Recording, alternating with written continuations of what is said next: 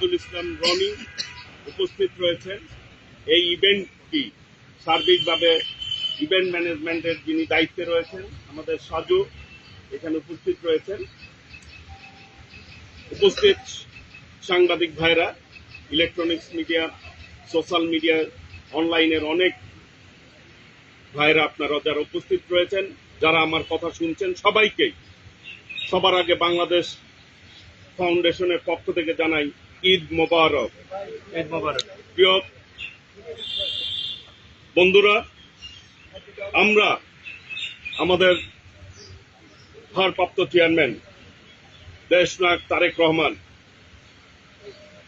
যার চিন্তা থেকে সবার আগে বাংলাদেশ দেশপ্রেমে উদ্বুদ্ধ করার লক্ষ্যে বাংলাদেশের মানুষকে এই প্রোগ্রামটি আমরা হাতে নিয়েছি।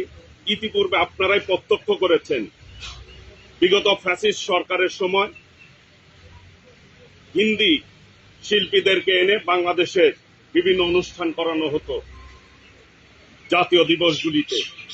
এদানি পাকিস্তানি শিল্পীদেরকে বাংলাদেশে আনা হচ্ছে বিভিন্ন পৃষ্ঠপোষকতায়।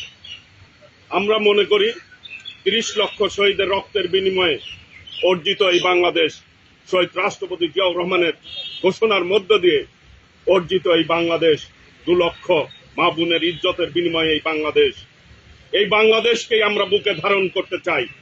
এই বাংলাদেশের যারা অবস্থান করে, বাংলাদেশের যারা নাগরিক, বাংলাদেশের অসংখ্য মেধাবী সাংস্কৃতিক ব্যক্তিত্বরা রয়েছে, যাদের পারফরমেন্স বিশ্বের বুকে তাদের অবস্থান তুলে ধরতে কিন্তু ইতিমধ্যেই সক্ষম হয়েছে।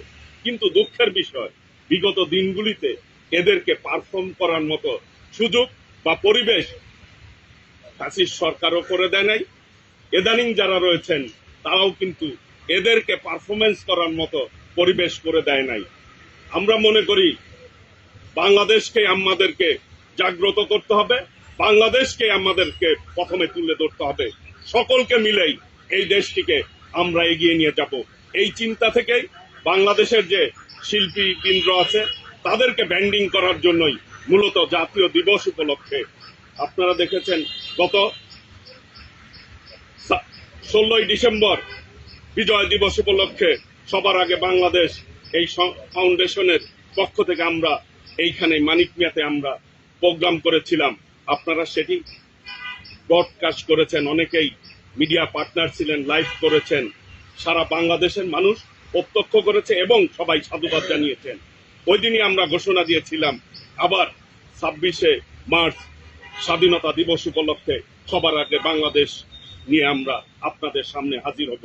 সেই চিন্তা থেকেই আগামী 11ই এপ্রিল আমরা স্বাধীনতা দিবস উপলক্ষে বাংলাদেশের 4টি ডিভিশনে এই প্রোগ্রামটি হচ্ছে।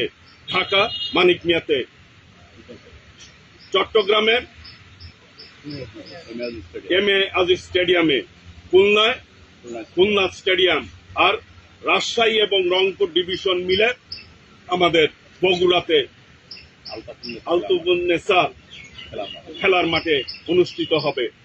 এইভাবে আমরা মনে করি বাংলাদেশের যে শিল্পীরা আছে, যাদের প্রতিভা রয়েছে, এই প্রতিভাগুলি আমরা মানুষের সামনে তুলে ধরতে চাই এবং আমাদের সাংস্কৃতিক কৃষ্টি কালচার নিয়ে আমরাই পথ চলতে চাই এবং নতুন প্রজন্মের কাছে আমাদের যে সাংস্কৃতিক ঐতিহ্য সেটি আমরা তুলে ধরতে চাই এবং তাদের মনের মধ্যে সেটি ধারণ করানোর জন্যই আমাদের এই প্রচেষ্টা, যে আমরা দেশপ্রেমে উদ্বুদ্ধ হয়ে দেশকে আমাদের এগিয়ে নিতে হবে।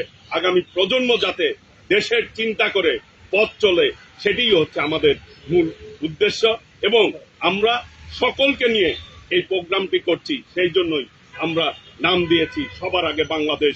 বাংলাদেশের সমস্ত মানুষকে আমরা এইখানে ঐক্যবদ্ধ করতে চাই, এই ফ্রেমে আবদ্ধ করতে চাই।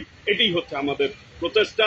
আপনারা গতবার আমাদেরকে সার্বিকভাবে সহযোগিতা করেছেন, এইবারও আমরা প্রত্যাশা করি আপনাদের সার্বিক সহযোগিতা নিয়ে ইনশাল্লাহ আমরা একটি সফল প্রোগ্রাম করতে সক্ষম হব।